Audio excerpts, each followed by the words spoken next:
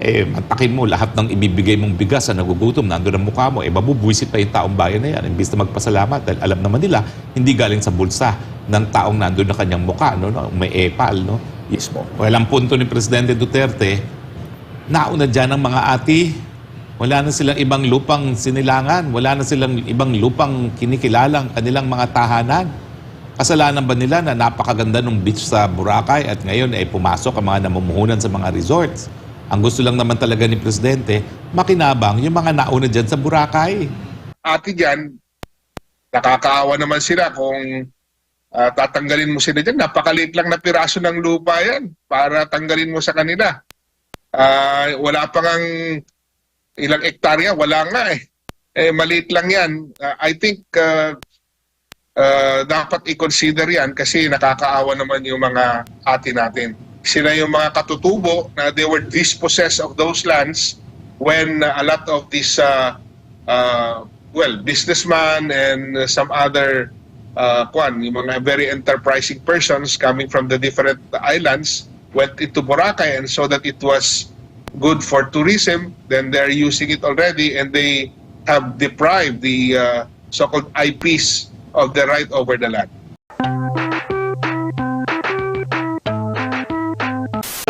Sa kabila ito ng issue sa kabila ng kanyang epal, okay.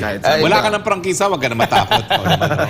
Sa issue na pinupukol dito kay VP Sara, yung sa confidential funds niya, sa EJK, mayroon pang sa ICC, mayroon pa yung bigayan ng yung mga baril. Ano bang sa tingin mo bakit pinagkakatiwala pa rin ng taong bayan nito si VP Sara? Kasi alam ni VP Sara kung kailan dapat mamulitika, kung kailan dapat magtrabaho. Focus siya ngayon sa trabaho niya bilang kalihim ng Department of Education. Napakarami kasing paghamon dyan at nakikita naman natin na puspusan ng ginagawa ni VP Sara para nga maitaguyod yung pang-interest ng ating mga learners. At tingin ko, second nature sa kanya yan dahil yung mga anak niya mismo ay mga nasa mababang paaralan pa. No? Kumbaga, siya'y tumatayong ina sa lahat ng learners natin. No? Dahil ang sarili niyang mga anak ay narariyan sa grade school pa. Wala pa ata siyang anak na secondary school eh. Mga primary school learners pa rin ang kanyang mga anak. At yan naman po ay kinikilala ng taong bayan. Now, kung siya ay interesado lang sa politika, anong dapat ginawa niya? Dapat ginawa na niya na tinutulan niya ng tinutulan ng mga tingin niyang maling pulisiya ng presidente. Nagsasalita si VP Sara dun sa mga bagay-bagay na nakakaapekto sa lahat ng Pilipino. Gaya ng peace and order, yung kanyang pagtutol sa pakipag-usap sa mga teroristang MPA. Pero pagdating sa larangan, for instance, ng foreign policy, alam ko na ibang paniniwala niya kay Presidente Marcos. Pero nananahimik siya.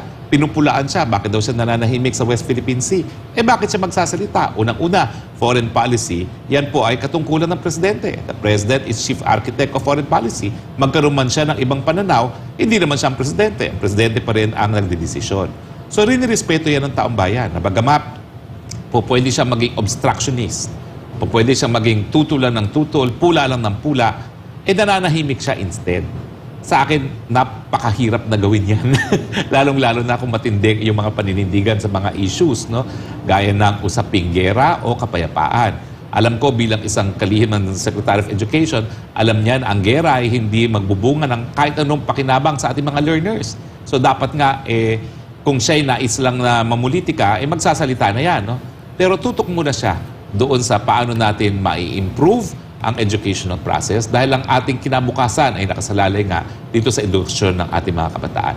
Hindi po yan nakakalimutan ng taong bayan. Bagamat politiko ang Vice President, hindi ngayon ang panahon ng pamumulitika, panahon ng pagtatrabaho, yan ang paulit-ulit sinasabi ni VP Sara, dahilan kung bakit napakataas pa rin ng trust and approval rating niya. At, partners tingnan ninyo, hindi naman sunod-sunuran ang VP Sara. Nung mga issue na sa tingin niya ay dapat siya magsalita gaya ng peace and order, yung pagpapatuloy ng pag-uusap sa panig ng Pilipinas at ng teroristang CPP-NPA, siya ay nagsalita. Yun naman yung kauna-unahang pagkakataon na siya ay nagsalita na talagang sa tingin niya pagkakamali yan. Pero tignan mo, dahil pinahiwatig niya yung kanyang pananaw sa isang bagay na nakakaapekto sa lahat ng Pilipino, yung pagbaba ng kanyang approval at trust rating, hindi kasing bilis ng pagbaba ng presidente. Ibig sabihin, Bagamat sinusuportahan niya ang presidente dahil siya ay nananatiling miyembro ng gabinete, pagdating naman sa mga issue na nakakaapekto sa lahat at hindi exclusive prerogative ng presidente, gaya ng foreign policy na nagsalita siya, ayun, appreciate ng taong bayan niya, na nagsasalita siya para sa kapakanan ng nakakarami at hindi lamang sa dahilan ng politika. So ayun, nakita naman natin kung bakit kulirat ang speaker kasi aga-agang nakakampanya. Ang Pilipino, mahilig sa eleksyon yan. Tapatan na. Kada 3 taon, nakakakuha sila ng kaunting pera sa mga politiko. Pero habang hindi pa naman panahon ng eleksyon, wag mo naman politika. Mantakin mo lahat ng ibibigay mong bigas sa nagugutom, nandun ang mukha mo, mabubuisit pa yung taong bayan na yan. Imbis na magpasalamat dahil alam naman nila, hindi galing sa bulsa ng taong nandun na kanyang mukha, no? May epal, no? Yung pinamimigay na bigas, di ba? So, yan po husga ng bayan. Respetuhin po natin yan. Ang mga namumulitika sa panahon na ang inaasahan ng tao ay pagtatrabaho, hindi po yan rinirespeto at hindi po yan pinagkakatiwalaan ng sambayan ng Pilipino.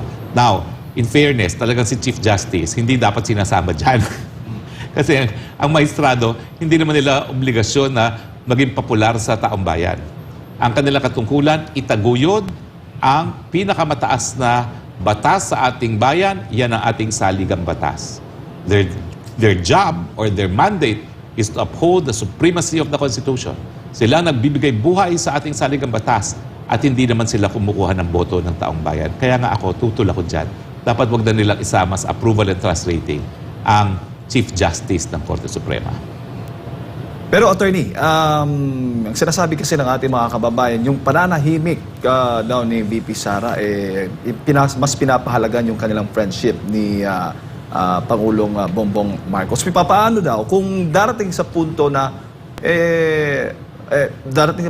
mapapahamak ang bansa, mananatili pa rin ba siyang tahimik? Lalo na sa mga issue dito sa West Philippine Sea, sa talamak na korupsyon at iba pa issue. Well, kapag naman talaga ang bagay ay hindi exclusive sa presidenteng desisyonan, gaya ng peace and order, nagsalita siya.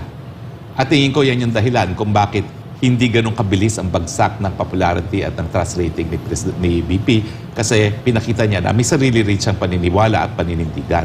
Talagang paniniwala niya, no to negotiations with terrorists. Okay? Ang sabi nga niya, it was a fatal mistake ba? Nakalimutan ko ano yung sinabi niya sa press release niya. Pero pagdating kasi sa foreign affairs, wala nakasaad sa saligang batas. The President is the chief architect of foreign policy. That is the most executive of all executive functions. So bakit maghihimasok ang Vice President? Hindi naman siya ang Presidente. I'm sure may personal siyang pananaw, pero hindi importante yung personal na pananaw niya dahil ang magdedesisyon pa rin ay ang Presidente. Kung gugustuhin nga lang niya mamulitika, pwede niyang gawing issue yan. Gaya ng ginagawa ni Ontiveros, ni Antonio Carpio at ni Trillanes.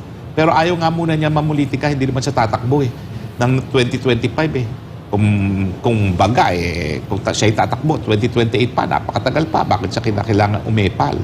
So ngayon, siguro alam din niya na the best way to campaign kung siya'y tatakbo sa 2028 is to do her very best as Secretary of Education. Dahil sa katotohanan naman, wala naman talaga katungkulan sa atin ng Vice President kundi to be a spare tire. No?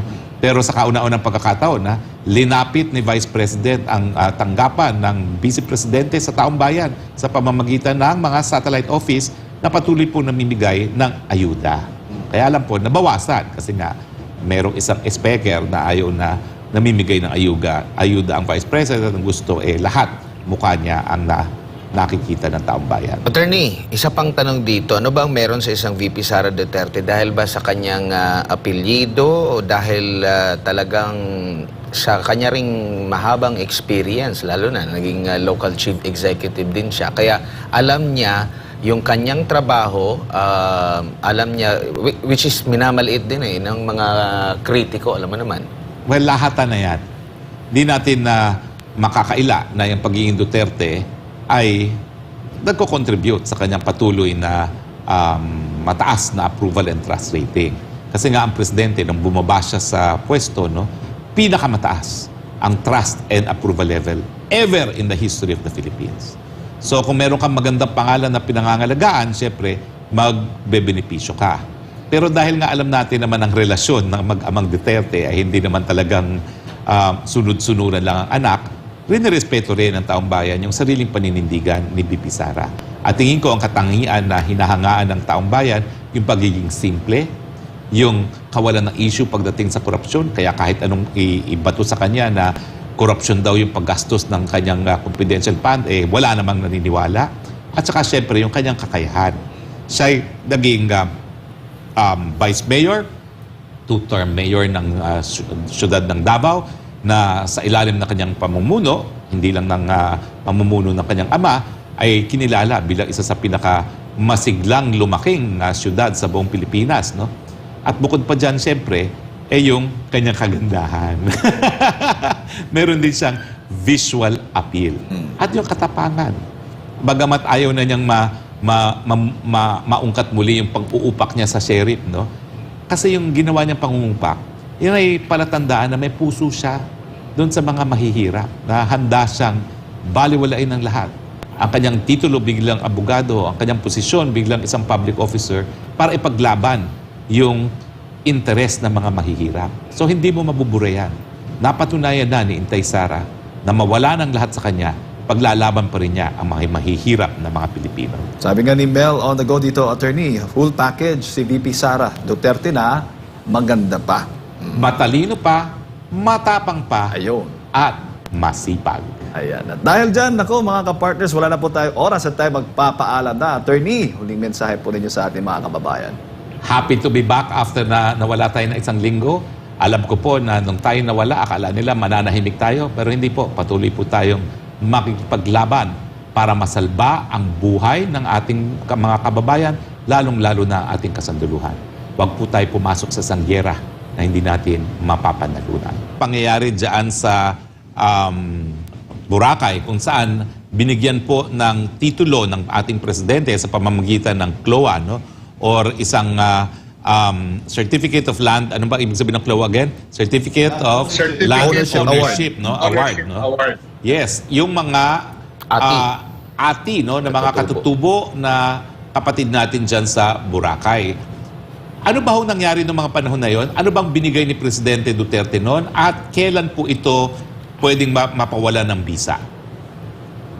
Well, anyway, siguro for us to clearly understand kung bakit pwedeng ipamigay yung lupa sa Boracay, we have to study the history of Boracay, first and foremost, Boracay was declared to be a state-owned, di ba? Alam naman natin yan na kasamang hari. Dahil alam naman natin na it was declared under Presidential Proclamation 1801 noong unang-una kay Ferdinand Marcos Sr. pa ito eh. At pagkatapos dumating ng 2006, dineclare naman ito ni PGMA under Proclamation 1064 na reclassify ito kasi we all know that the reclassification of lands belong to the executive department. At ang nangyari dito, yung 40% ng Boracay was declared to be a forest land and then 60% was declared to be an agricultural land. It became alienable and disposable since then. In 2006, if I'm not mistaken, that was 2006. And thereafter, since it became alienable and disposable, it would be subject to ownership. It can already be alienated and owned privately. But that is by virtue of homestead, which will only take effect after 30 years. So supposedly, 2006 plus 30, that would be 2036. At merong mga properties doon under Public Land Act, Commonwealth Act 141, na nakalusot. Nagkaroon ng judicial tightening yung mga yan eh. Pero these are the properties which belong to Tirol. And these are very few hundreds of hectares which thereafter naging nahati-hati. Yan po nagmula yung tinatawag natin ng mga derivative titles doon sa Boracay. So basically what I'm saying is that property, itong Boracay na ito, is a government-owned land. Kaya nga po, ang sabi ni President Duterte, sige, dahil meron tayong EO 75 na yung mga government-owned land na yan ay pwedeng ipamigay, kaya po yan na ipamigay Doon naman sa mga kaawa-awang mga ati at saka mga tumandok which are IPs in Boracay. Yan po ang history niyan. Kaya yan po ang naging basis natin kung bakit yan po ay naipamigay sa mga ati at saka sa mga tumandok. Yung mga klowa po na pinamigay ni Presidente Duterte, yan ba ho ay po pwede bawiin pag nagkaroon na ng bagong presidente?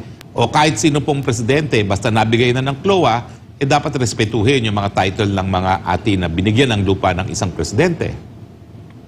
Meron tayong tinatawag na cancellation, no? Yung cancellation process na pwedeng i-cancel yung mga klowa na issue kasi that is an exclusive power ng Secretary of the Department of Agrarian Reform. Pero ang tanong doon is, valid ba yung cancellation? Kasi there are grounds, there are requirements kung bakit makakancel yung mga klowa na na-issue doon sa Boracay. Yun po ang katanungan doon eh. That is the main issue. Ngayon, yung panahon niyo po bilang DAR Secretary, meron ba hong mga action para ipakansela yung mga klowa na yan? O nagsimula lang yan dito na sa administrasyon ni Presidente Marcos? Ang alam ko, meron silang final, pero it was not effective. It was not approved. Dahil alam naman natin na walang, based on the evaluation of the Darden, wala namang basis. Kasi yung mga nagpapakancel, what I know, kasi hindi ko na nababasa itong bakit na-cancel. But based on the news release, parang ang sinasabi nila is the property is no longer suitable for agriculture. Alam naman natin na 60% of that are agricultural land. At saka pag sinabi mo namang agriculture, hindi lang naman yung pagtatanim ng pechay o talong ang pinag-uusapan dyan eh. Agriculture is very vast, ano? Hindi lang yung pagtatanim ng mga crops na mga pwedeng kainin kaagad, kung hindi, pwede rin lagyan ng punong kahoy yan or yung mga iba pang mga endeavors towards agriculture. At saka, ang sinasabi nila, meron daw mga claimant, no? It doesn't matter kung may claimant lang yan. Ang pinag-uusapan niya natin sa proseso ng DAREC, meron ka ng titulo, pwede pang kunin ng gobyerno yan para lang ipamigay sa mga farmers. So, basically, hindi siguro magandang basis yung sasabihin mo may mga claimant kaya na-cancel yung titulo na yan.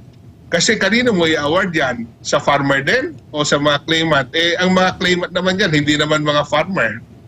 Kasi karamihan ng mga claimant dyan, mga businessman. So, yun ang issue. I think that, well, I'm not really aware of the facts of the case now, pero yung makikita natin dito na parang kawawa naman yung mga ati kung sakaling madideprive sila ng share nila dyan sa property na yan. Last galing po sa akin na SEC, no? Kung ang tumututol doon sa CLOA ay nagsasabi na hindi siya suitable to agriculture, ibig sabihin, hindi sila mga magsasaka. O pwede ba sila magkaroon ng karapatan na mas higit pa doon sa pinagbigyan ng isang presidente? Well, kung titignan natin, kasi ano yan in the first place, hindi pa naman yan pwedeng angkinin na mga persons other than farmers. Kasi nga, sabi ko nga kanina, di ba? These are all state-owned lands, no? And pwede nang alienable and disposable na dahil agricultural land na ito. Pero that will only take effect after 30 years kasi how do you title a certain agricultural land alienable and disposable which is owned by the government, di ba? Homestead lang yan na kasamang hari. Alam naman natin yan sa batas, di ba? Homestead or free patent. Paano nila matitituluhan yan? That will only take effect after 30 years, not unless yan ay isang derivative title na pagmamay-ari ng galing doon sa property ng mga Tirol. Secretary, Attorney, si Edmar po ito, magandang umaga. Na-quote itong si Secretary Estrella patungkol dito sa issue. Sabi niya dito, na-quote, "How can DAR issue CLOAs to them when period of issuing notice of coverage of private lands had expired last June 30, 2014. Secondly, they cannot invoke Executive Order 75 here because it is not even a government-owned land since there is a legitimate claimant. Thirdly, the Bureau of Soils under the DA declared that piece of land not suitable for agriculture which should be exempt from DAR coverage under Republic Act number 6657. Well, if that is the way they treat that parcel of land, the first thing that we must take into consideration is the fact that that property does not belong to anyone. It's still a government-owned land. Why? Because under the classification which was actually issued under Proclamation 1064 of President GMA, all the properties there, except for those lands which already been issued titles under the name of Tirol, are considered to be government-owned lands. And of course, they are alienable and disposable since 2006, but this can only be acquired through a petition of homestead. They should file a homestead petition or this process, which only take effect after 30 years after 2006, which will be 2036. Now, secondly, yung sinasabi nila na meron daw kasing issue na meron daw classification na meron daw sinasabi ang Department of Agriculture na hindi daw suitable ito for agriculture, yung lupa na yon. Alam mo, bago namin prinoseso yan, dumadaan yan sa masugid na proseso na kung saan lahat ng mga government agencies which are involved, DNR, DA, at saka kung ano-ano pang mga departamento, ay talagang they give their concurrence that this can be the subject of agrarian reform. Kaya nga yun ang issue. But then again, if that is their findings, well, they have the expertise, so be it. I think this should be disputed if the farmers who are now deprived of their land would have questioned the decision which was rendered by the Department of Agrarian Reform. Bakit hindi na lang po kaya antayin kung masisettle ba ito sa korte at antayin na lang yung mismong desisyon ng korte ukol dito kaysa sa mismong ang pamahalaan pa ang nagbawi sa kanila na ang pamahalaan din yung nagbigay noong una, attorney? Kasi po, kasamang ADMAR, karapatan po kasi ng exclusive jurisdiction po kasi ng Secretary ng Department of Agrarian Reform yan kung bakit ika-cancel yung property. So may karapatan talaga si DER. Pero hindi naman ibig sabihin na kapag yan ang desisyon ng Secretary, yan na yung final na mismo na mangyayari. Ang mangyayari po dyan, pwede naman po yung elevate sa Office of the President o kaya sa Court of Appeals at tapos pagkatapos sa Supreme Court. Why not doon na lang sa korte at antayin na lang, di ba?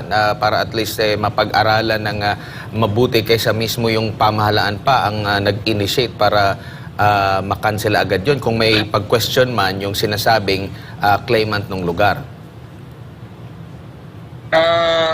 Ano yan ibig sabihin siguro niyan, may nag-initiate siguro yan na nag-file ng cancellation ng property. Kasi normally hindi naman motu proprio, ibig sabihin hindi personal na manggagaling sa secretary yung action para i-cancel yung property. Meron na nag-claim na gusto lang ipa-cancel yung property para mapunta sa kanila. Ganun that is the process of cancellation. So dahil sa pangyayaring ito, attorney, lahat po ng mga nabigyan ng CLOA sa iba't ibang lugar po sa bansa, maaari ding mag-aalala kasi hindi pala, kumbaga, ito yung final na, meron na kaming lupa talaga. Kumbaga, mangangamba din sila dahil wala din palang kasiguraduhan na mapapasa kanila after na maibigay sa kanila. Well, yun kasi po ang batas, kasamang ADMAR, no? Pero may proseso po yan. Hindi naman po yan basta-basta na kapag yung whimsically, gusto ng secretary na cancelin yan, hindi naman po pwede yun. Dapat yun, may proseso po yan. Dadaan po yan sa masugid na proseso na kung saan yan po ay dadaan sa mga kamay ng mga abogado. I-evaluate po nila yan at pagkatapos may mga findings po yan ng different government agencies na siyang magiging basis para po kanselahin yung titulo ng lupa. Attorney, siguro huli na lang mula sa akin. Kung ito'y binigay nung panahon ng Administrasyong Duterte sa mga ati, dapat bang ang presidente natin ganun din ang gawin, ipaglaban? Since marami ding nagko-comment dito, matapang tayong lumalaban sa China, sa teritoryo. Pero dito sa ating mga kababayang ati, hindi natin natutugunan. Well, kanya-kanyang posisyon yan sa mga different administrasyon. Makikita natin na nung panahon ni Presidente Duterte talagang matindi ang pagmamahal niya sa mga mga magsasaka at saka sa mga IP.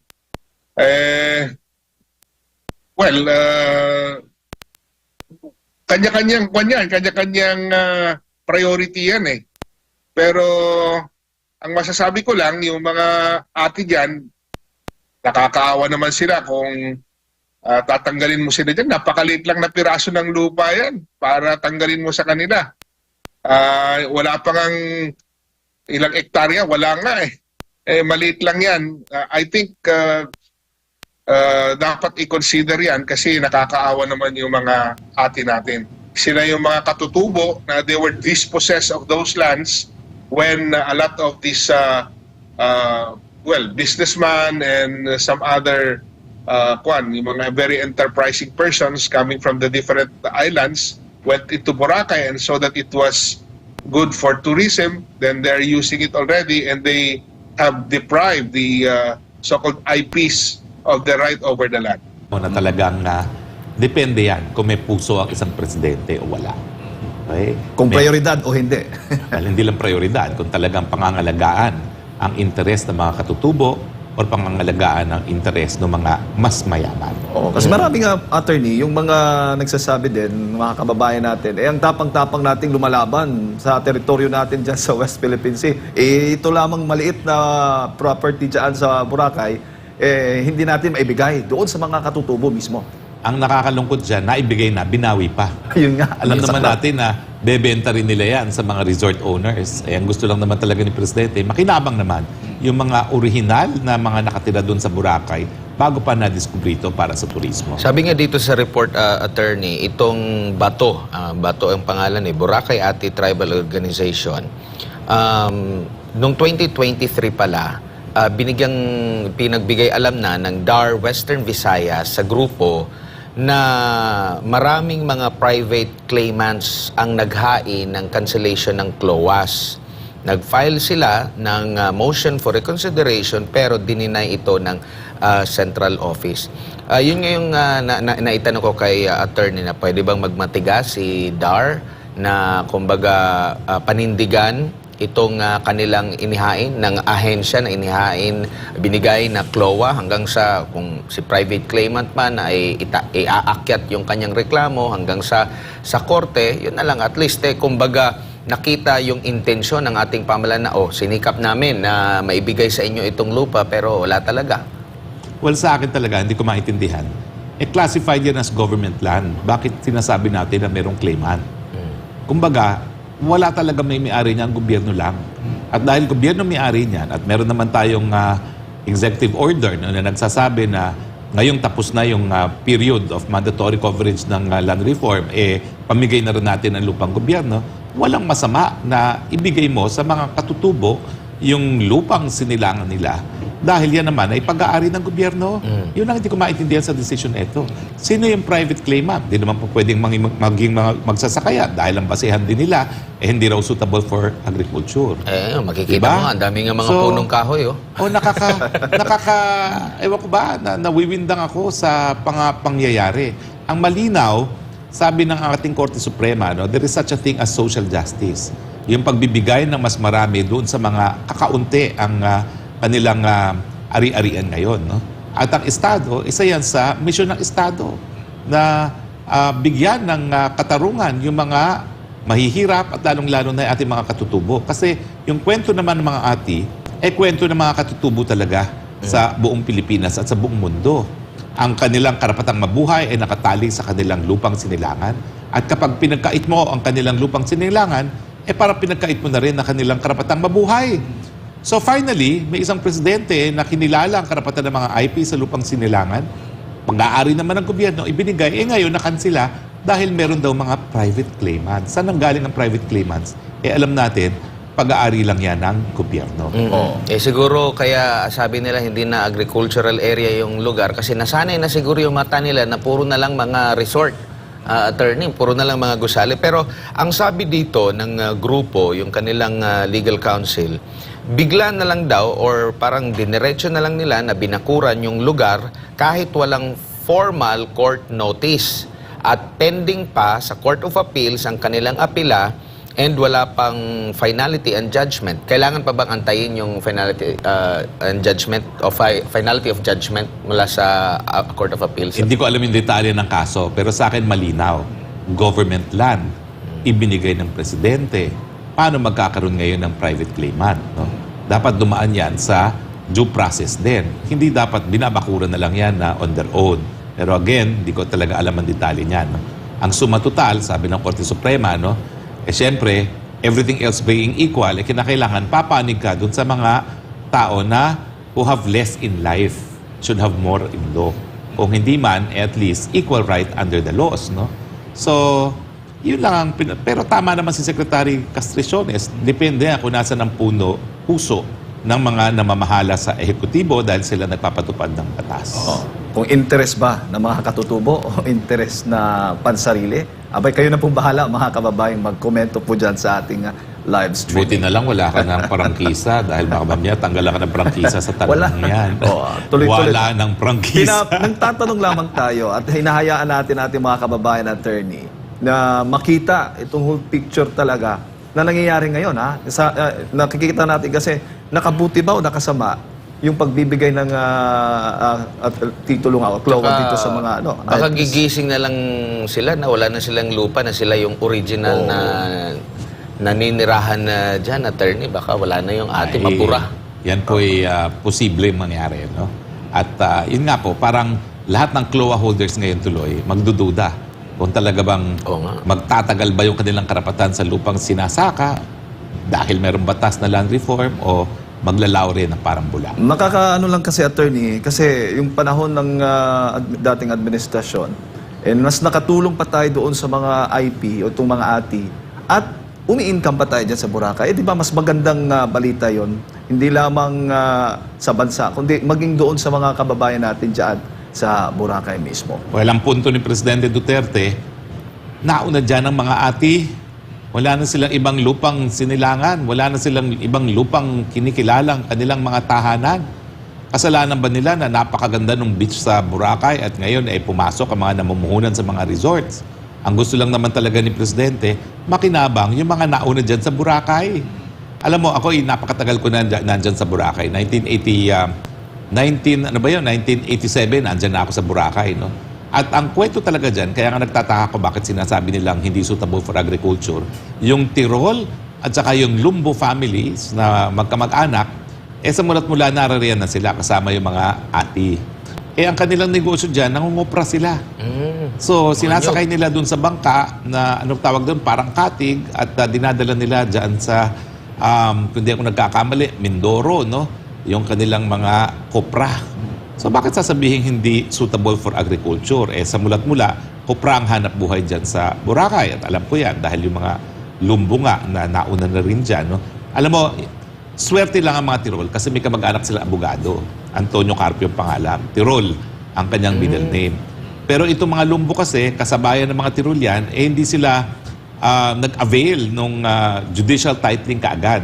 Pero ang maganda naman sa mga lumbo, karamihan ng lupa nila ay nabili nila sa isang public auction na municipal government ang auction for non-payment of real estate taxes. So, hindi po pwedeng sabihin ng gobyerno na wala kang titulo kasi binili nila sa gobyerno mismo yan. No? At ito naman ay government-owned. No? So, yan po ang kwento dyan. No? So, sa pagkakaalam ko, hindi totoo na not suitable for agriculture yan dahil ang kabuhayan po dyan, bago nagkaroon ng turismo, ay pangungopra. Attorney, kung katiting lang yung mismong sinasabing lugar, hindi ba pwedeng bayaran na lang yan sa private. Kung halimbawa, pagpalagay natin na mayroon talagang nagmamayari na private at nasagasaan doon sa CLOA, hindi ba pwedeng bilhin na lang ng ating pamahalaan para sa benefit ng mga ate? Pero malinaw explanation ni Secretary Castricioni. Government-owned yun eh. Bakit bibili ng gobyerno ang pag-aari na niya? Di ba? Hindi ko maintindihan kung ano nangyari talaga rito. Kaya naman, attorney, yung pulso ng ating mga kababayan dito sa ating Pangulo, ang kanilang mensahe, bigyan naman, pagbigyan yung mga ate. Sabi nga dito, baka yung agriculture naisip lang taniman. Tama nga yung sinabi ni attorney, pwede ka mag-alaga ng hayop. Pero nakita natin sa mga picture, mayroong mga saging yata nang nakita ko. Tapos maraming mga punong kahoy na tumutubo. So pwede siyang pagsakahan talaga, di ba? Hindi, at saka yun na nga sa karanasan ng mga Lumbo at mga Tirol, kuprahan yan. Dahil maraming mga niyog na mga puno yan. Hindi ba pwedeng tanwin man yun yung ganyan,